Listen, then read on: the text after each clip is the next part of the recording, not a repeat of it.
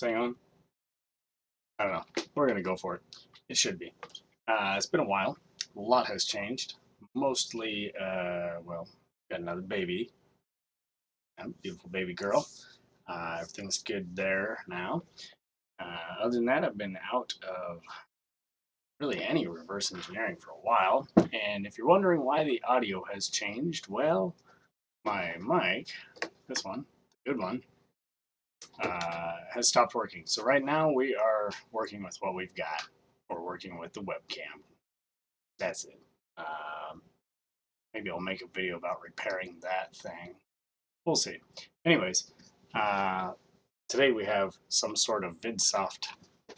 I have hidden the identity of the software because apparently giving away education on how to reverse engineer somebody's software so that they could make it better is wrong, I guess.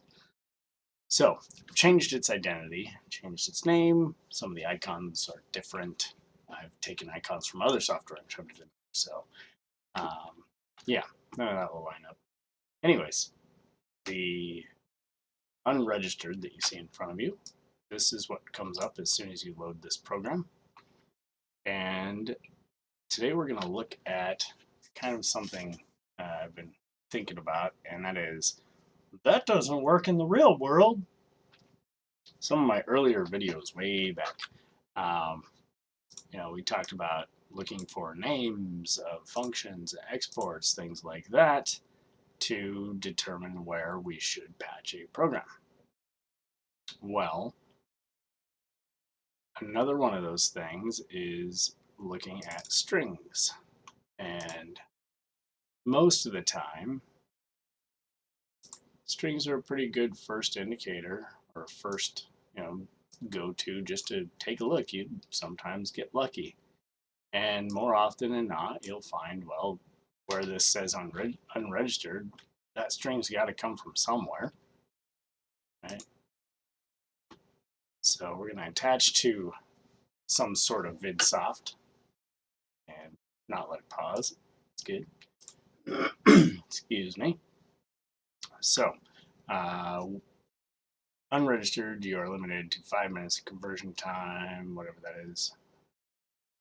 I don't use this software, it's just an example. Something to go off of. License name, let's call it FJLJ. License code, let's call that 12379. Let's hit register. Registration failed. Alright, well, we could look for unregistered, we could look for registration failed, we could look for a lot of things, but let's see what we get. Let's, first of all, not be in NTDLL. You look up here at the top. This is where it shows you, this is the name of the file that we are attached to on this process ID. Module that we're currently looking at is NTDLL, and the thread that we're currently viewing is 1B7C, and we are in x32dbg, which is sort of like Olly's predecessor. Olly kind of stopped development. Could cry about that, but I won't. We move, we evolve, we grow. All right. New things come out, you get used to it. So first thing we're gonna want to do is not be in NTDLL. I get this a lot. I've been searching, I'm searching. Every time, how do I get out of NTDLL? Well, view modules or Alt-E. And you want to double click the one you want to be in. So let's go to Video Converter. Here's some imports, but we're not. Anytime you see this, the first thing that comes to my mind is this is Qt. Get it? So we're going to double click on Video Converter. You'll see that at the top now it says Module Video Converter. And if you're just joining, well, we're kind of all starting fresh. My first video in months. What just happened? Did I just close all that? Kind of seems like I did. Whoops. My first video in months, and getting back into the swing of things. Now let's view modules, get right back to where we were, video converter. Okay, now we're going to do Control A, which is analyze. The way of doing that would be right click, analysis, and then analyze. Just do Control A. And now from here, let's do that. That doesn't work in the real world thing, just to see if it works in the real world. Let's do search for current module, just the module we're in, which is video.exe. Now, am I saying that that is automatically the right place to go? Don't know. Sometimes you need to look at a DLL that it loads in that does all the handling of registration and stuff like that. But let's take a look for some strings. All right, we found some strings. Now, here's something that is pretty interesting about x32 that olly didn't have. Yes, in olly you could type in and it would take you to that section, but it wouldn't get rid of things, thus speeding it up. So right now you see over here on the right hand side, we've got a pretty long list. But if we type in reg, we start typing the word register, it narrows it down. Now we've got a very tiny list. You'll see that we have unregistered, register, unregistered, action register, all this registered. Now, some programs, yes, they will encrypt or encode more accurately their strings, and then before displaying them, it will go ahead and decode those and then re-encode those so that there is no reference to a string. There's a reference to something else, so that this wouldn't work. Now, if we get down here a little bit further, we see registration succeeded, succeeded failed, and up here we have unregistered, which may just be the window. Well, let's start with the one that's the furthest up in the file, which we can take a look over here at the addresses. If we look here, okay, now you may have already spotted it. This is listed by order, so the earliest occasion or earliest reference string is done at this address. Let's double click it. Go. Now we see that it's pushing that and then it's calling that, but remember, we want what got us to this. If the program's running this code, then we're clearly not registered. So you find that, and then you work backwards. What gets us here, and what other options would we have if we didn't get here? And this is a great example. I'm looking at it right now. Maybe some of you see it already, but this little indicator right here means that we somehow jumped to this section, or if we were executing this section of code, we would have jumped to it. And just before it, you see a return. So if we don't ever jump to here, and some of you may have seen it already, the dotted line over here saying it's from right here, then we would have executed this code and we don't see any unregistered. So let's scroll up a little, but before we do that, I'm going to click on this where the jump arrow is, and you'll see very clearly it shows you both, red right here, which that one won't show up until you actually click on it. These dotted ones are very helpful. Personally, I like clicking on it because this in a big function can get pretty crowded, to say the least. So clicking on it, we see that we go back there, back to here. And so if we were to take this jump, we are going to go into unregistered. Now, we don't even know what this unregistered is. We can make some assumptions that it might be here or here. More than likely here, just because it's so far up in the file, but it could have spawned this and then that. Who knows? We don't really care. We just know that something happens that will make us go into that code, and we don't want to. So looking at this jump, which will take us going into that code, don't want to, we see that it's going to test AL versus AL and jump if equal. So AL is going to be whatever is set coming out of this function. Now, great. Let's see what that function is. So we'll click on that function and hit enter. Boom, that follows the function, and here we are. We see, some stuff. We won't get into that just yet. But more importantly, if you look down here, when we're hovering over this, see the little $sign? That means that it is a function. It's something that is called, referenced as a function. And down here you'll see it's called from several different areas. And I want to know, is my audio even working? It shows that it is, but is it too quiet? Is it too loud? I don't know. Other than that, let me know. I don't even know if the chat's working. Nobody said anything. But apparently there's 7 people watching. Anyways, it's good. Well, thank you. Appreciate it. Anyways, so we know that this is a call. We know that whatever comes out of this determines whether or not we're registered or not in at least one section of the program. And now the important part is that we have this function being called from all over the shop. Now if we xrefs, we see it's called from all over.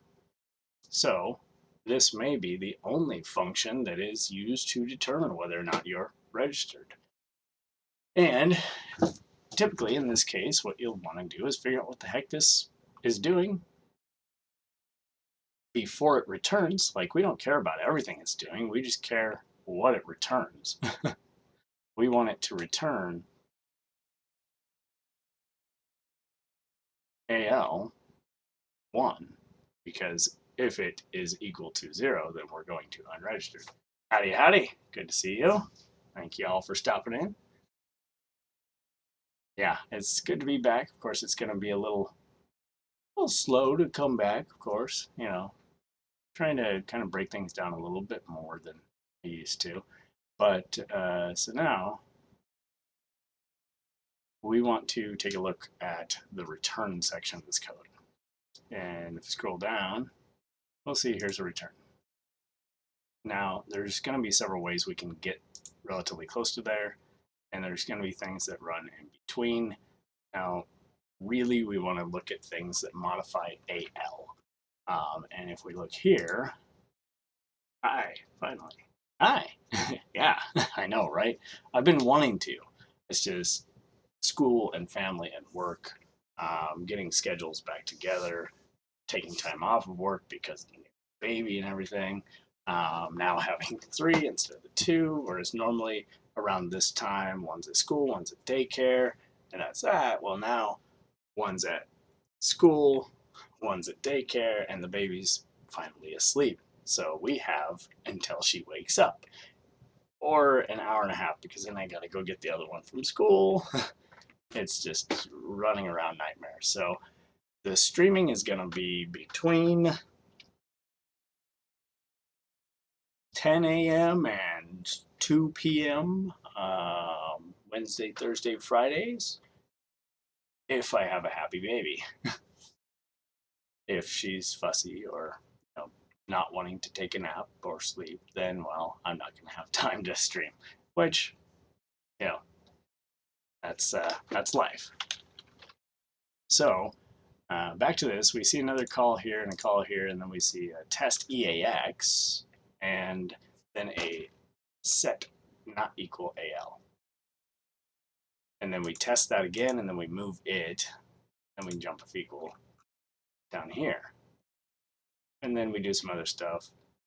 And then we see that we can test BL, but we already set BL1 if we jump. Now, if we don't jump, what happens to BL?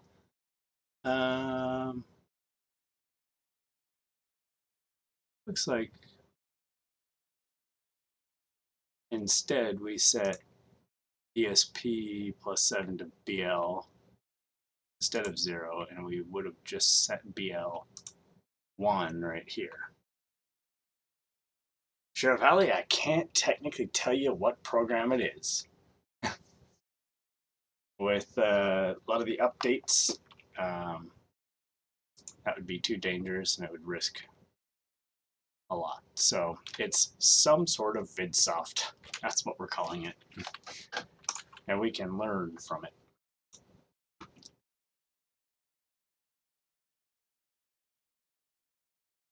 And OVC. Oh, right. Anyways, so from there,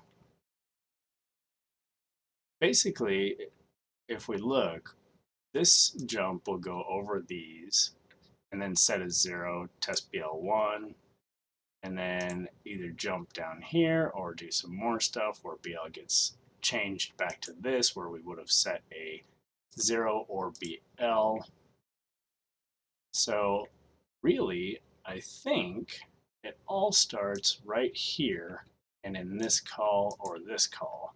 Now this call is going to be a calculated address from here. So basically we're telling it, hey, get this, add 24 to it, and then whatever's at that address, it's a function pointer kind of sort of thing. And then whatever comes out of that, which is calculated, we're going to test and then set our whole procedure for it. So if I'm not mistaken, we could probably just set this to set equal AL. So if it is equal to 0, we'll set this instead of if it's not equal to 0, we'll set this. And now if we come on back in, let's give it a shot. Registration succeeded. Thank you for purchasing our product. Okay, and unregistered disappears. How about how do we do this? This side maybe? Nobody saw anything. There we go. This is copy license FJLJ.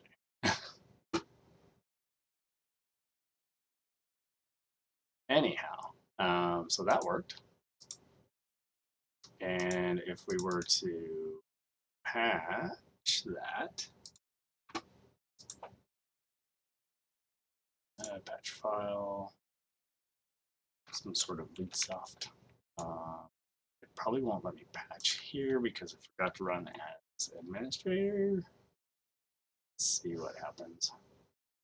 Yeah, these are the original files with the names and everything in it. So yes, I went in and modified the names of the program and tried to remove as many recognizable resources as possible. And then this was the out product. So I know it won't let me do that one, but let's try this one. No, I can't do that. I need a copy of it because that one would have the original names. Let's try that and then let's save that. Let me? No, because it's not ran as administrator. So, trap for young players. If you find that you're trying to apply a patch and it won't let you, it's more than likely because you forgot to run x32 as administrator. It happens to all of us, not just you. So I'm going to move it to here and apply it here on the desktop. It's fine. And then we're going to close that. Now, of course, if we run the original, see we're still unregistered. Let's see what happens if we run the copy. Place, continue. Hey, look, we are registered. No nag, no nothing. I'd show you that again, but I don't think I'm hiding it. So that was pretty easy. Do strings work in the real world? Sometimes, actually quite more often than most people would like to admit. You can find the string and then start from there and work backwards. So let's see, we need another program. I believe somebody was mentioning one in the Discord over and over and over and over.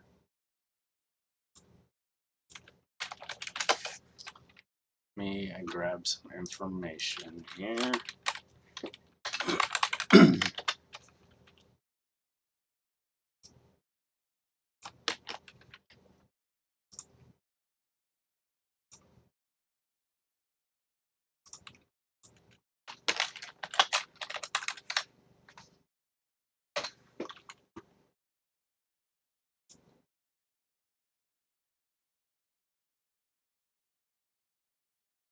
believe it was called BuildBox. Let's see what that is. I don't know what. And then we'll see if we can just learn some things about it. Thank you for Ozzy. You are welcome. And I need to make a new video on that because we've changed the patching sense, and the tutorial video is no longer really relevant. So I need to remove that video and make a new video. Maybe we should do that today. I don't know. Let's take a look and see what we can learn about BuildBox. We're not going to say that we are going to reverse engineer or crack it, but let's see if we can educate ourselves on it.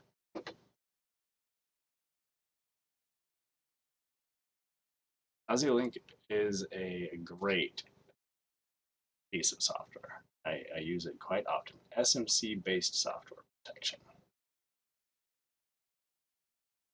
SMC. What's that?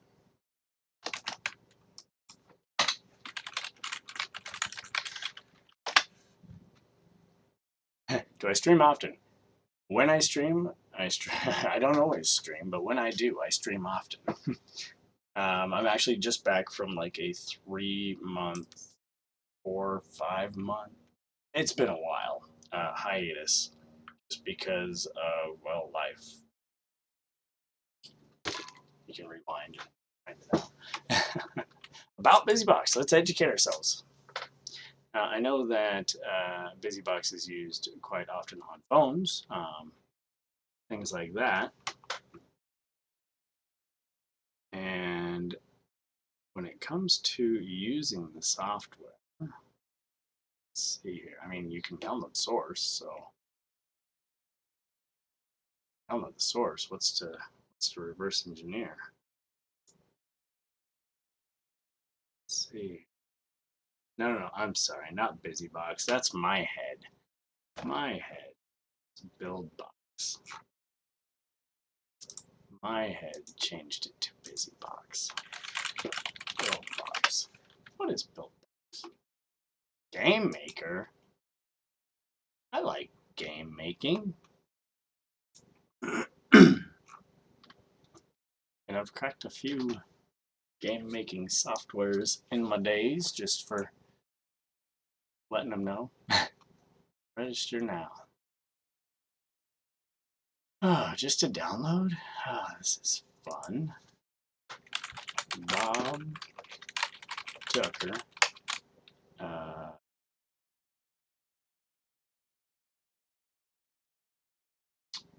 Email. Probably gonna. Let's go.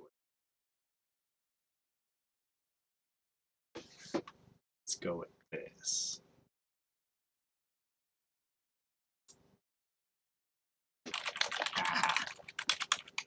Go with that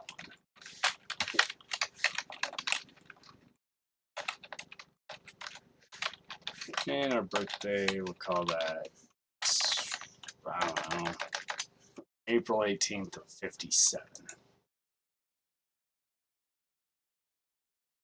There are errors. Latitude, longitude. What is, what? What? What is all this? Check that. Okay.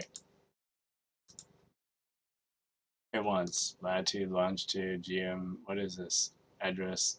What? What? What? Confirm humanity.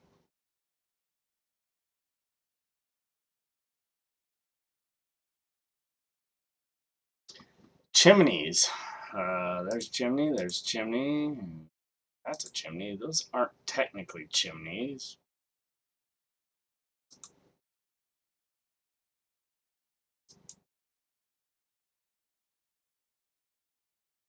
License options. How about free?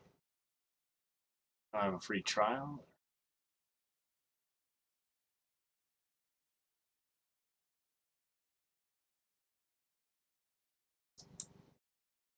BuildBox.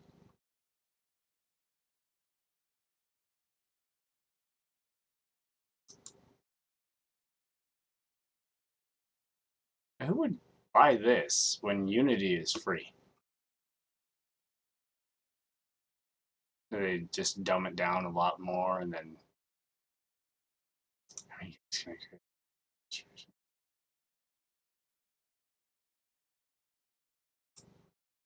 Buildbug never takes portion of every receive from your games. Everything.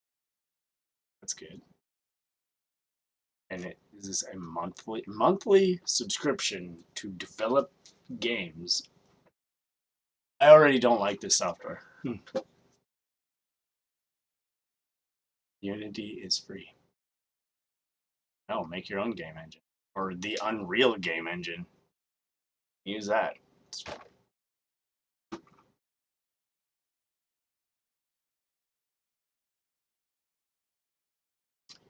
Let's see if I have this anywhere.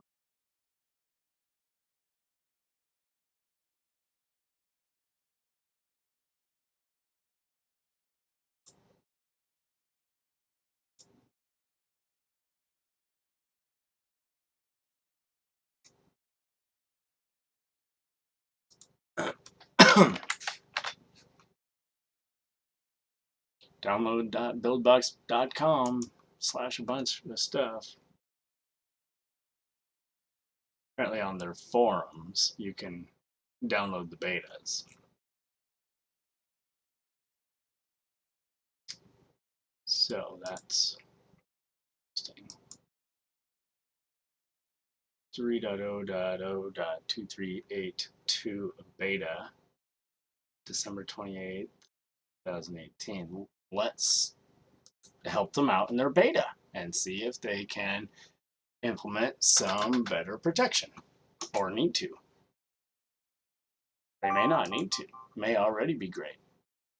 And I don't want to put that in program files because that is just annoying. Let's put it in users. Then I can write to it without problems. Run it on Windows Startup? What?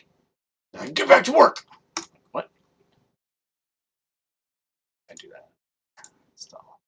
And I will be right back.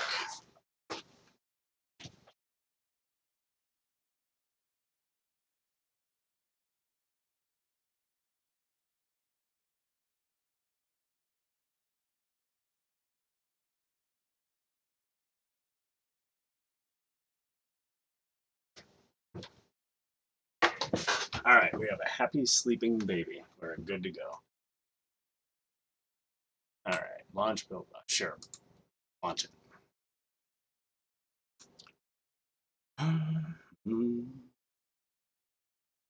Not a sponsor, but maybe should be. Thinking about some Give Academy merch. Thinking about it. Please enter your license key, activation code. I agree. Can you crack Adobe, or is it too hard for you? I can. I can. I have. It's not too hard.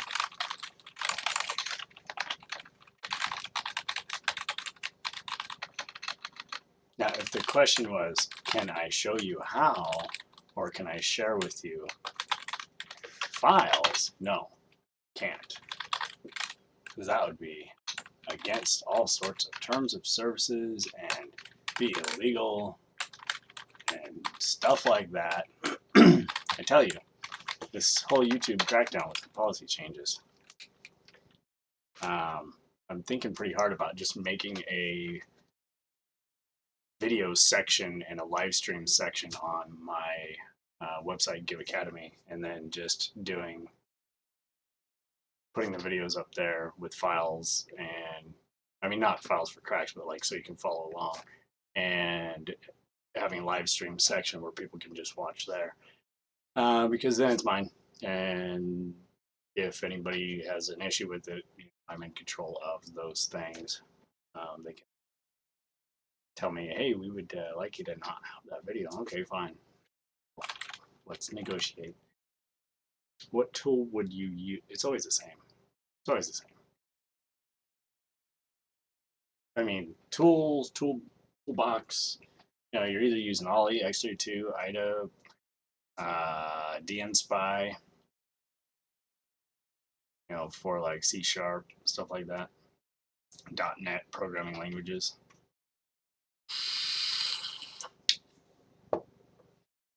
Yes, for educational purposes only. Do you know to use Windows only or Mac too? The closest I get to using a Mac is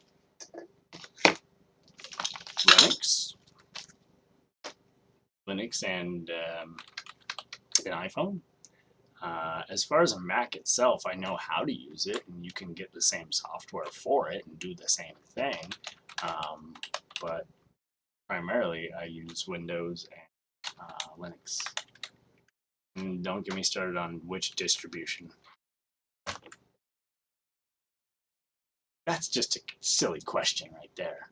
Can you crack Mac apps too? Who would want to? Who buys a Mac? I mean, go watch Louis Rossman's channel. That's why you don't buy a Mac. They cost more than 4 of my cars together, and they break. Alright, these are not letting me click the button. So, first things first, we either need to make it past this screen altogether, or we need to figure out what keeps the activate button from being clicked or being active. Maybe we have to click and read the actual license agreement. Doubt it. That would be stupid. Hey, it's Soda. Alright, so let's attach and see what's going on. Attach. Internal. The box. Well, that's funny. It's just called internal.exe. There must be a runtime checking. Well, it's probably on key up or something like that. Debugging is stopped! Well, we ran into our first problem. I don't have a Mac, but it seems Mac OS looks better. I mean, what something looks like doesn't really determine whether or not I'll use it. Functionality is important. What I can do with it, how versatile it is. Probably. That's what we're checking for now. We're going to open the program up, and we see that we have some weird stuff already. It's analyzing right now, so it's going to be a while. There it goes. Now this is complete. You ever use Cheat Engine? Yes. Sometimes use Cheat Engine as well. That's it. That's on that list as well. So let's, you know what? Let's keep with the trend. Let's see what strings do. I wouldn't expect to find any useful strings in this type of program, but we will see what we find. I believe the wording that they used was activate.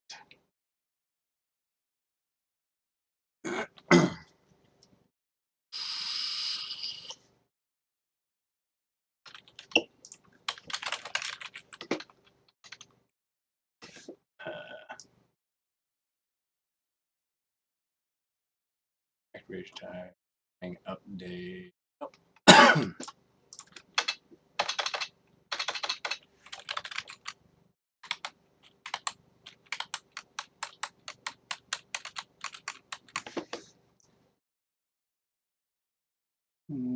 Don't see anything really.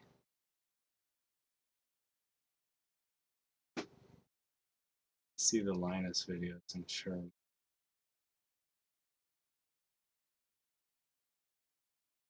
I mean, to each their own, really, but I would not put my faith in Apple, especially their computers. They literally cost more than 4 of my cars combined, or 1 laptop. And when it comes to build quality, it seems that it's going in the wrong direction. I vape blueberry flavor. I vape tobacco.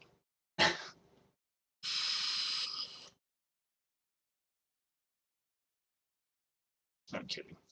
It's what is it? Seaside Sunset. It's supposed to be tangy pineapple and sweet mango. The question is, does other repairs better? Do you think it's easier? Yes.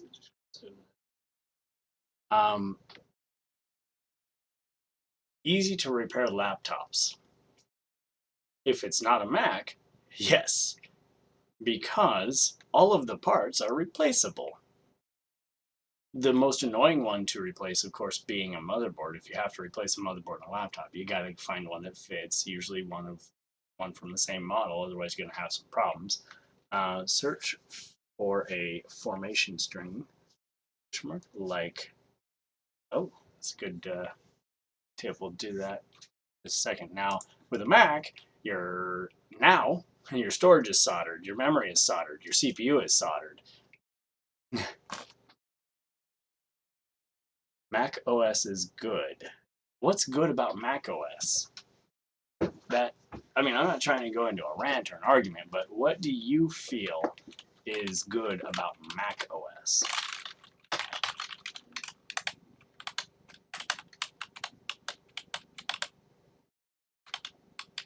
The design and programs. I do know that a lot of people buy Final Cut or buy Macs just for Final Cut. Which, if that's what you're doing, then great, do that.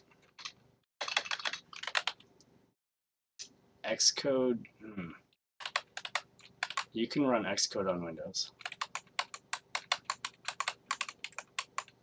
And you can reverse engineer iPhone apps on Windows. It's a little bit trickier and a little bit harder, but can. So let's now search for names, which in this is called intermodular. Couldn't find Xcode for Windows? Unless they got rid of it. It's fine. Xcode. Windows.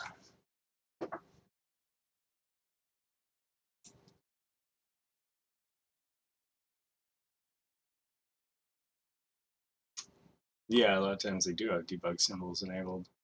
Xcode.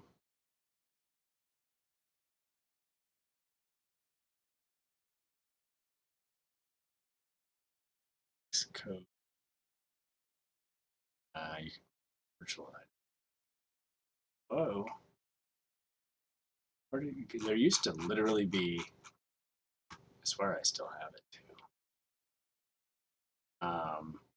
an Xcode plugin for Visual Studio. Developer.apple.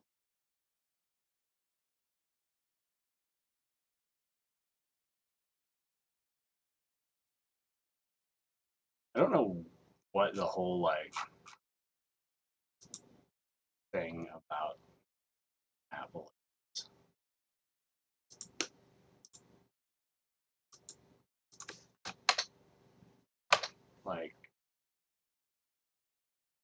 A message with a verification code has been sent to your device. I doubt it, because I don't have my iPhone right now. That's not going to happen. Anyhow, on the developer side,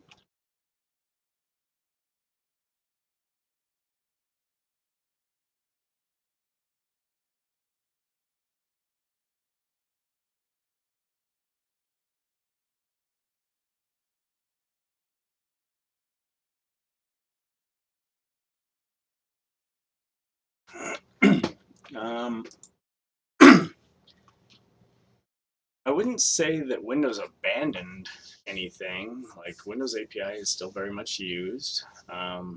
.NET is a niche market. Like, for people who want to develop a program very quickly and have a UI up and running, a lot of times they'll use .NET. Now .NET still uses the Windows API, and .NET runs on top of, it's basically an interpreter. It's just like Java. Anybody who writes code for Java, Java is a virtual machine or a interpreter that runs on top, and then it does all the footwork. I could write G code tomorrow and build an interpreter platform that runs in the background, and then you run your programs and it does all the talking. Do that and call it whatever, and that's done on Mac too. But when it comes to Apple is just like that. I mean, Apple runs Java, Apple runs HTML5, Apple runs Python or whatever you want. Node, Mac compiles machine code. Most of your software is going to be, because it's a Unix-based system, and it's always gonna be that way. Except, does anybody remember QuickTime? And that's where you get things like this, like Qt. If I develop a program using Qt, I can put it on Mac or Linux or Windows because it runs on top, which is what we're looking at right now. And where was I at? Let's go back and let's look for debug. Well, we're going to be using a different trick here. Or it was just a different. Let's do this. Let's search for all.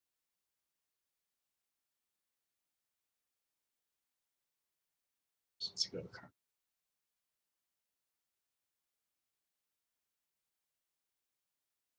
Okay, yeah, that's what's going on here. It's going to more than likely load something and then run it. Let's see how far we get if we hit run. Oh, good. It just tells us. Thank you. So now we can just hit pause. Maybe. We'll see. Error setting breakpoints. That's fine. Let's do. This won't work right now, but let's see what happens.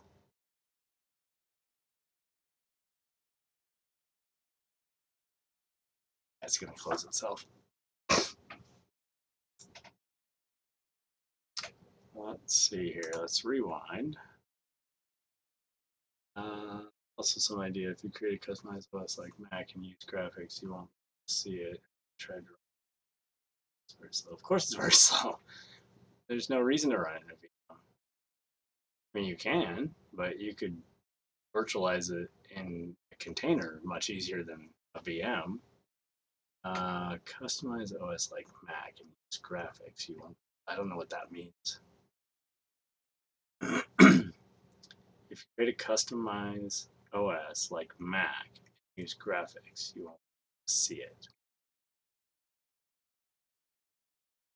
What do you mean? I don't know.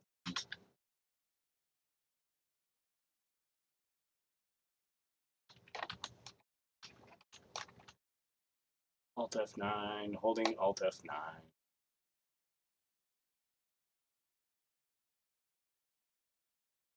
Let's go to Control F9.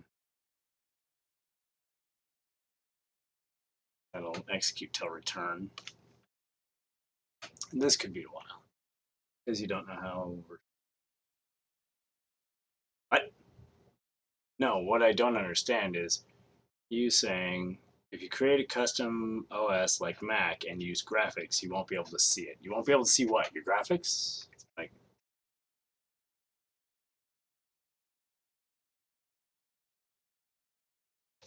there we go. Yeah, we'll get to the breakpoints on those too. VMware VirtualBox that are correct. Let's see here. Control F9. Just going to keep doing execute till return until we pop up the. So are you saying you won't be able to see the graphics if I run Mac in a VM, or because if I create a custom OS, then I made it and I'm going to tell it to use the hardware to display graphics. So I don't know exactly what you're getting at. Running. Let's do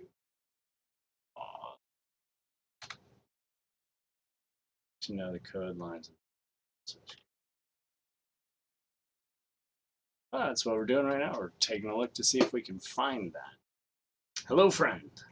Look in Google Sketch. Can't see anything. What? Now you're just saying random words.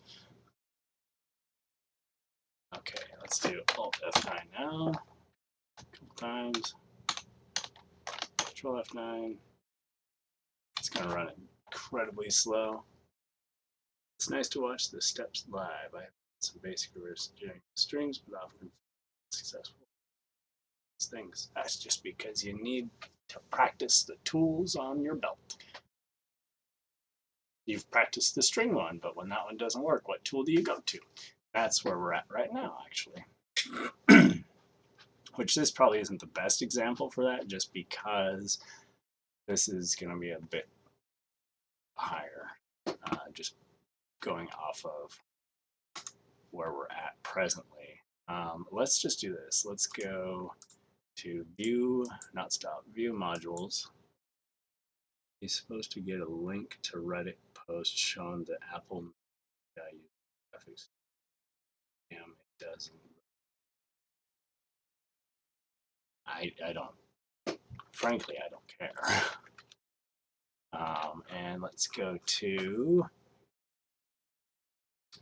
user 32 is what we want, but I don't see it. Do you see it? There it is. And let's,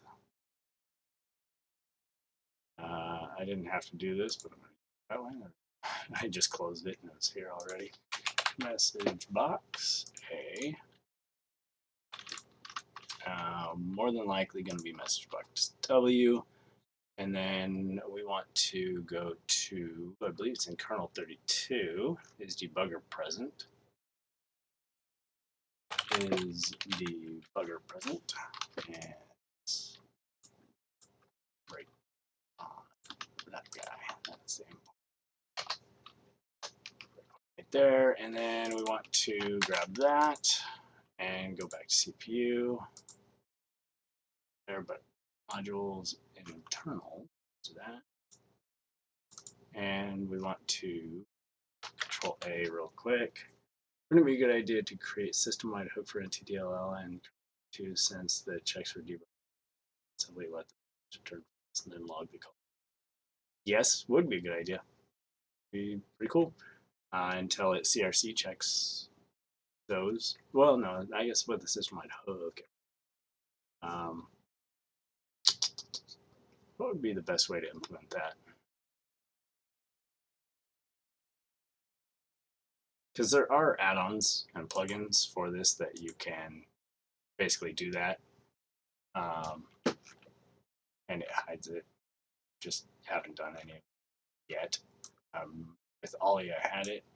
That's not going to be helpful, but I'm going to hit run and see what happens here because it's packed somehow. So we paused on turn. Thank you. Entry NTDL. Okay, now let's analyze. Are you searching the message of the debugger or just trying random things? How does it make legal to hack other programs? We're not hacking anything. We're working on a beta project to see if we can recommend some better security. And so far, the answer is no. And right now, we've put breakpoints on is debugger present because obviously we're being detected because if I run it, it will close itself if I attach and it will tell us about it if we run it directly. So we have done that and we are attached to message box to see if that is called over as well. And that sounds BS. Well, call it what you will. I'm still not going to show you how to crack Photoshop. But if you learn enough principles and put enough tools on your belt, you can crack anything. And I do want to so much not bring up the fact that I remember who you are and I've banned you before. Don't want to bring that up. Anyhow, where were we? Oh, right, we need to start at the top, search for command, module command, and this command. A lot of times what I do, instead of actually calling isDebugger present, I'll just do it in my program. It's only like 3 lines of assembly code, and you can get the information yourself without ever actually making a call.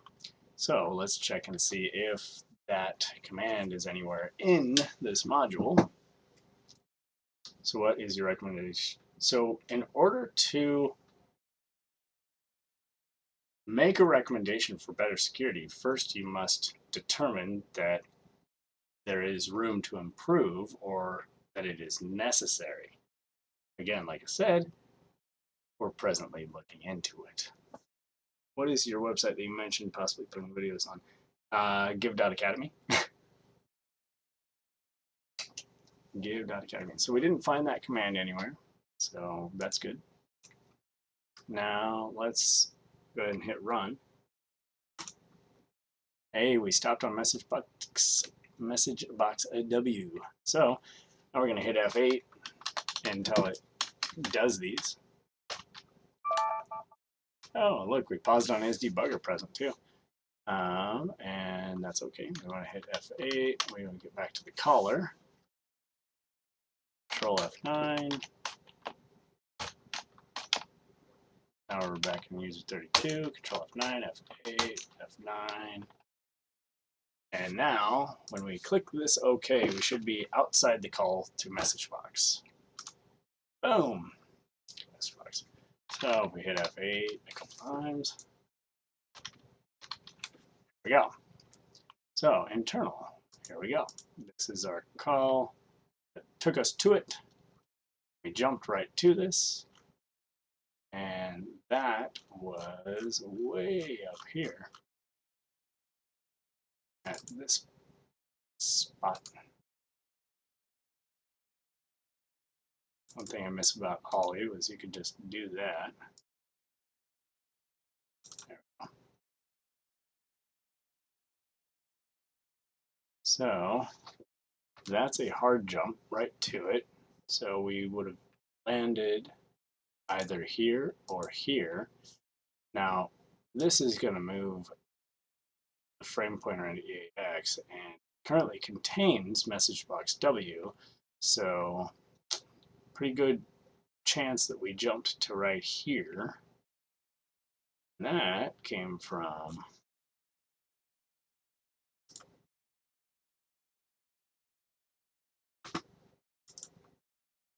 here, which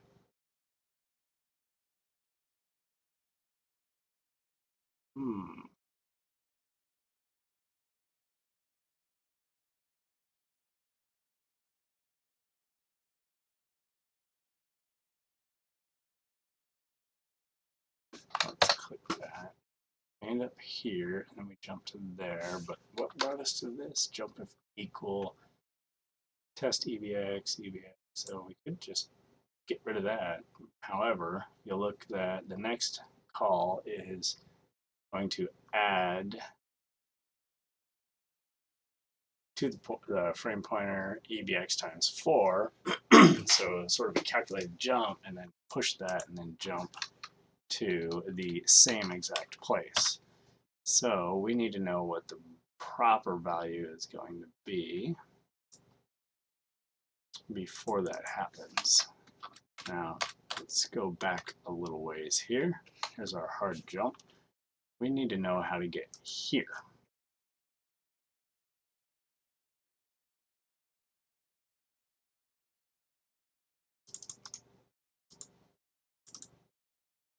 And that is a hard jump as well. How could we get to here? Or how could we, more importantly, skipping it somehow?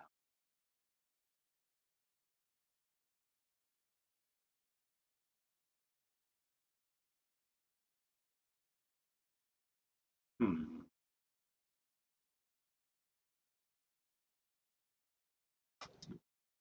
Detected.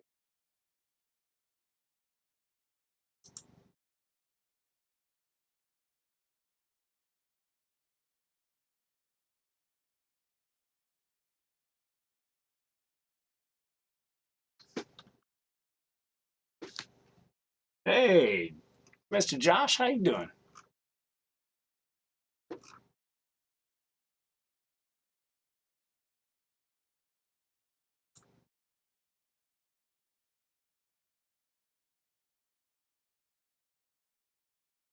Right now, I'm looking for any sort of conditional jump,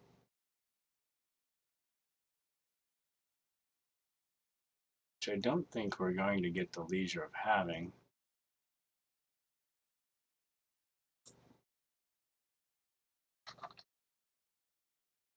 Hmm.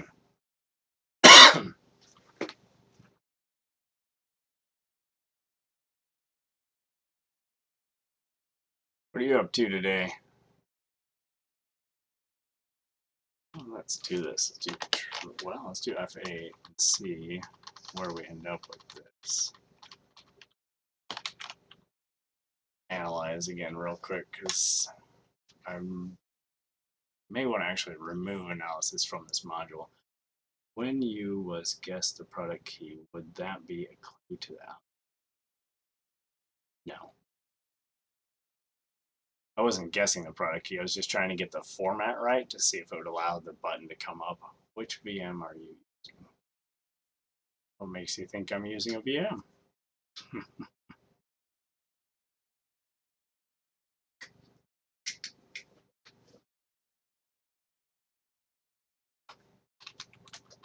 Okay.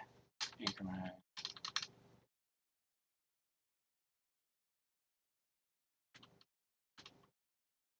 So you don't? For some things I do, some things I don't. Okay, we're here. Yeah, see. We need to go analysis. I don't think I have X analyzed on this. I don't. Let's do remove.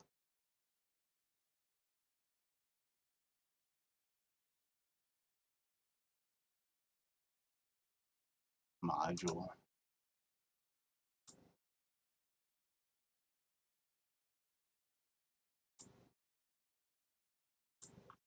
Because if you look to see where in past I used it, yeah.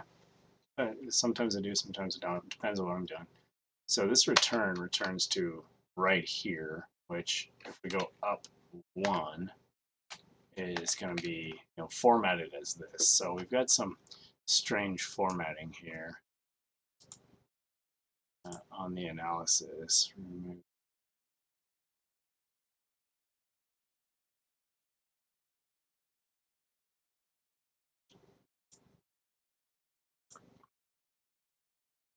Let's see.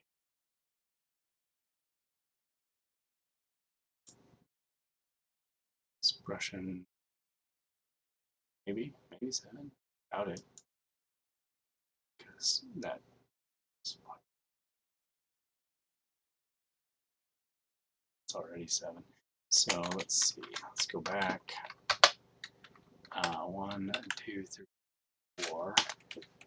So this one, let's call it 3.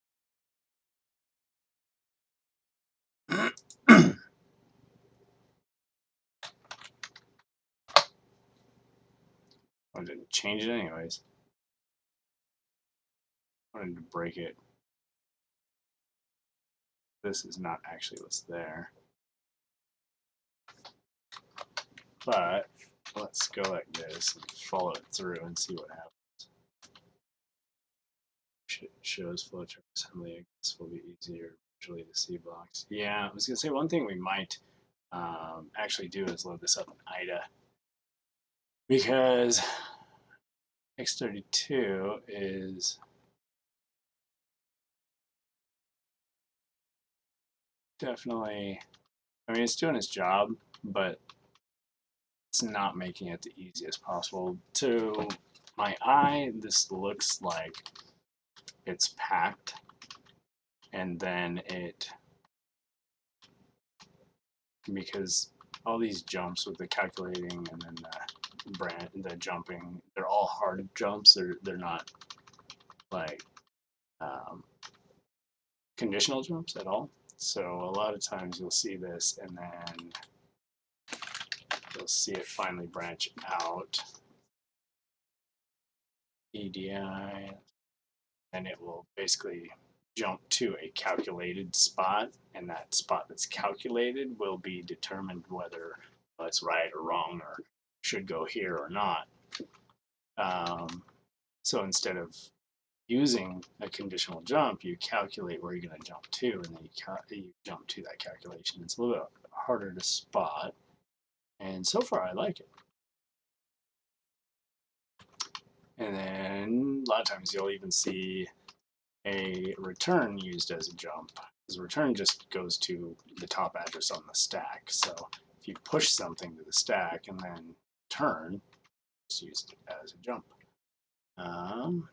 We are fishing around here. Let's hit Control F9. Let's see if I can pause it before it kills itself. Right. Viruses or something that you want to specifically allow to work in a VM that doesn't work in a VM unless otherwise.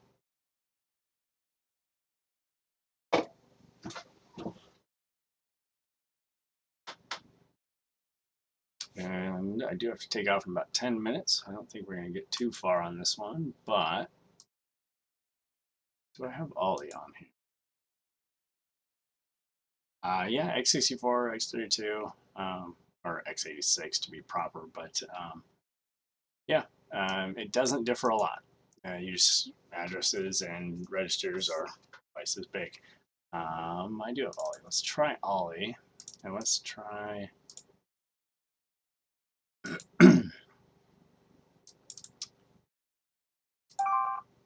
attaching with olly. Do I have any plugins? I do not.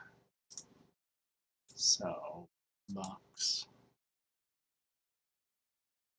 But yeah, it just depends on the program, whether it's 64-bit or 32-bit, and the differences are not that vast.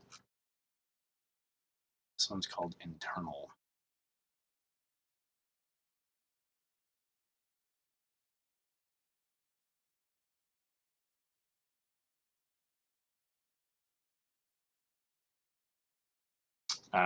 Olly automatically runs. Oh, I love the code. Oh, these guys are already thumbs up from me. You see that? The exit code, dead code. Oh, that's something I would do. Either dead code or dead beef. Process terminated. Exit code, dead code. View log. Dead code, dead code, dead code. So all the threads get a signal to shut down. You know what? We could probably search for dead code. Oops, I closed the whole thing.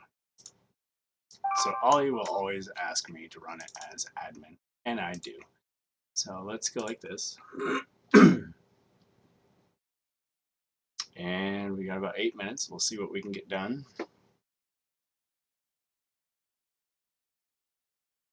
I mean, we already did what we came for today. This is all just bonus footage.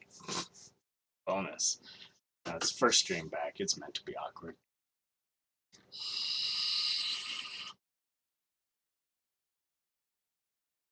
GDI 32.4.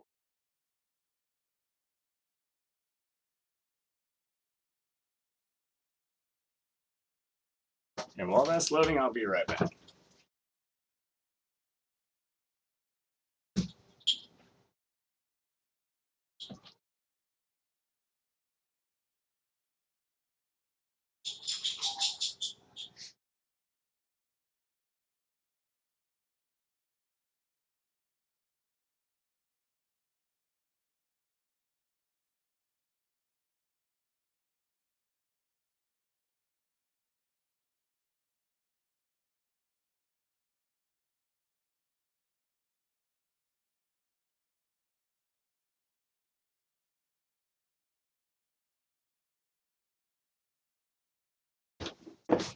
Oh boy, still loading.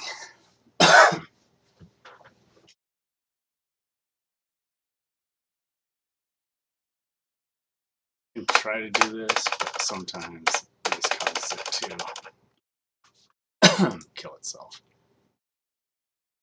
Unpacking. Thank you, Ollie.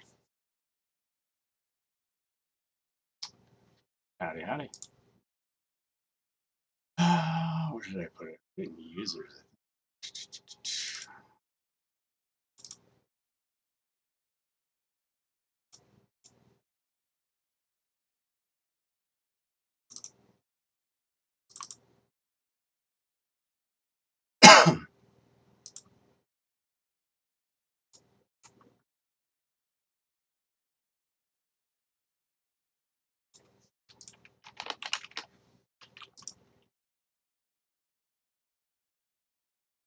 Olly DBG.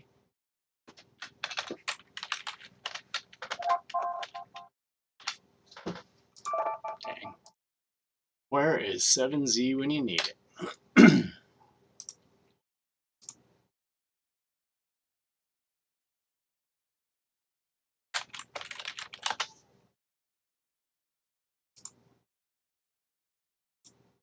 This could be a while.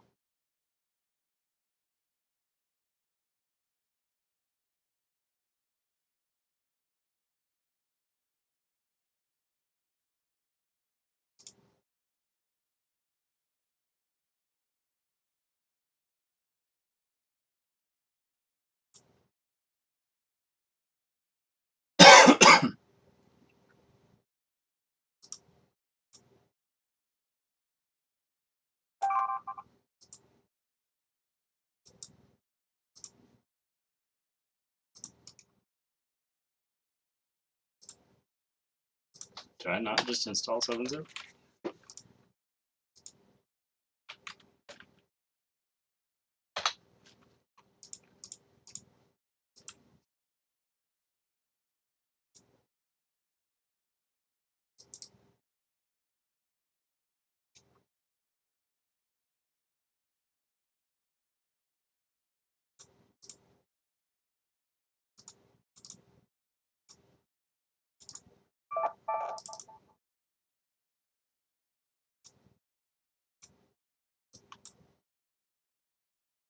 Ooh, we've detected ourselves and we weren't even finished. That's okay. I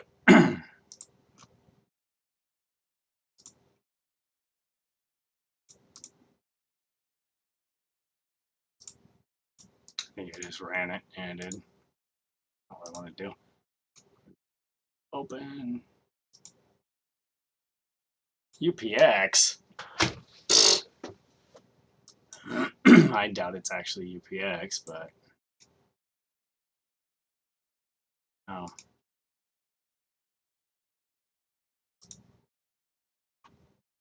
UPX is a packing software. Easy indeed. If it's actually UPX. A lot of times, like when I do custom packing, I'll use the headers UPX and UPX1 just because then it confuses everybody. Why are you trying to open? Oh, little known fact, 7-zip, you can open executables and see what's inside. So then you have your data, and these are your code pages, your sections, and you can get some information out of that. And you can even view those individual sections, usually not in Notepad, but hex editor. And then from that, you can kind of get an idea of where things are at. Where did you get that version of the 3D engine? Oh, that version I got from the forum, the buildbox.com forum official announcements page. And we want the UPX.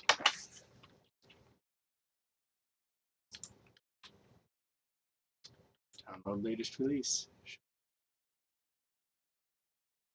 Well, you don't always think of everything in the same order, and you don't always use the same order either. That's what makes it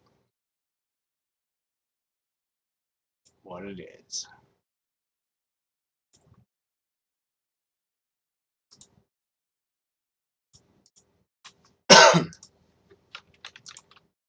You just go with the flow, and eventually you'll come across the puzzle piece that allows 3 more puzzle pieces. I'll type in system and it goes to files.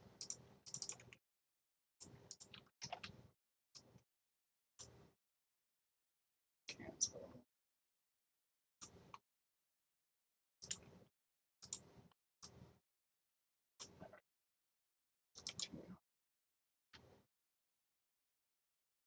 I see the version.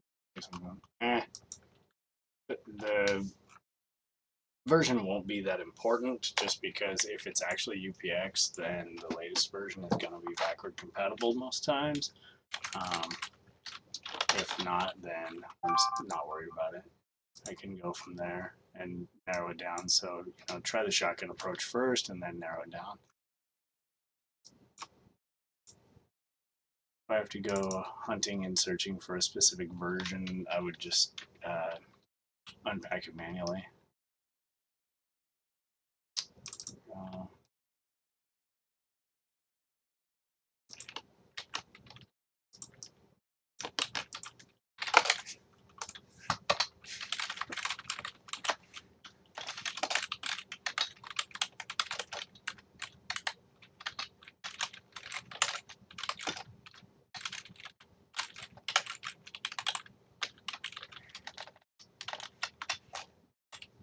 Not packed. See? It's not active. It could still be. Could be a different version. So we'll look at that now. Now on here, do I have PEID or anything?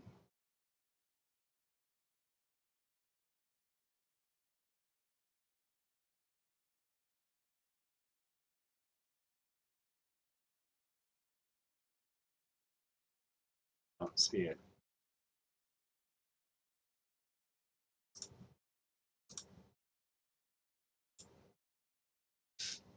As I said, they could have just renamed the header, which that's what I do. It's my packing. Just add a header, call it UPX. Run strings on the what? What?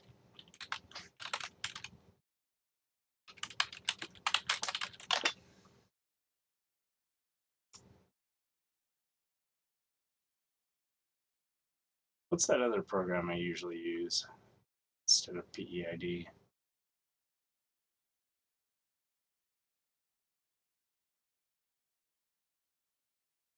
Look for strings program. Still don't know what you're getting at, but by all means, go right ahead, do that.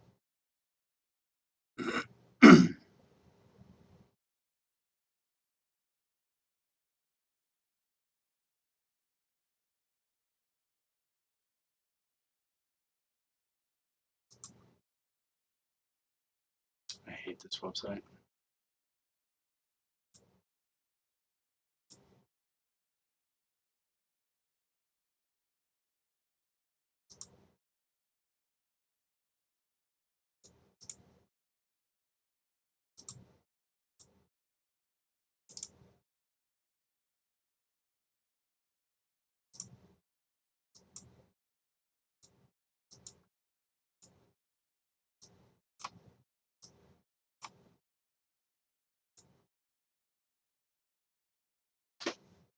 Nothing bad.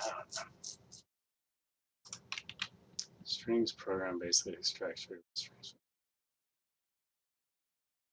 I don't need readable strings, do I? What I'm getting at is, why would I need that? What's the process we're trying to do?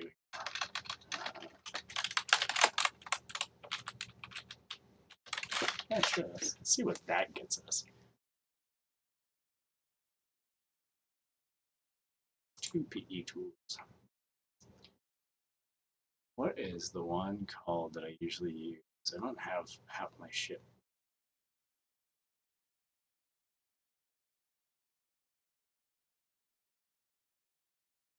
Die. Used die before. Shot.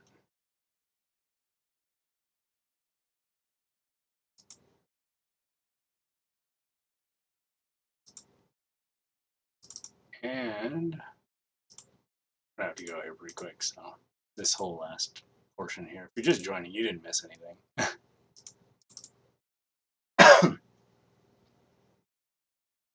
If the program, because you think the program packed. So what would getting readable strings out of the program do for us if we know that it's packed? That's my question. My question is, what good does it do us to get readable strings from a program?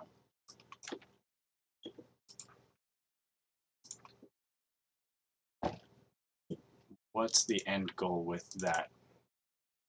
What's the line of thinking?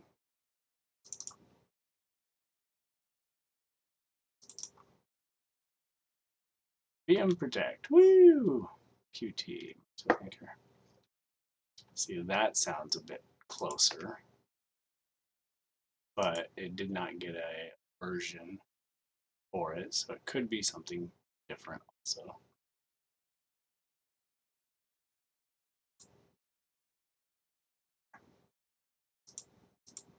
No plugins. I'll have to get some plugins.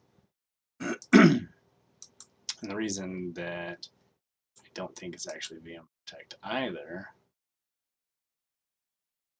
it could be, but one reason I don't think it is because we can run it in a VM. So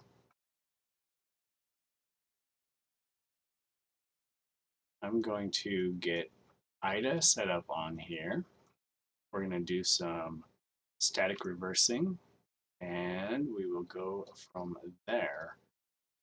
Presently, I must go. So, thank you all for watching, and join me next time, which potentially could be tomorrow, and it potentially could be not. And we'll see what we are looking at. We'll kind of do this thing where we'll start a video, we'll go over some stuff, some solid, like, sort of thought out stuff, and then the rest of that video, for however long, we'll come back and look at this and see how much further we can get on it. So I'm going to put some stuff together for tomorrow, and for now, I've got kids to run around and take care of, so I got to go do that. Peace out. Thanks for watching. Appreciate y'all. Don't forget to do those YouTube things that everybody asks for. And yeah, talk to you later. Bye.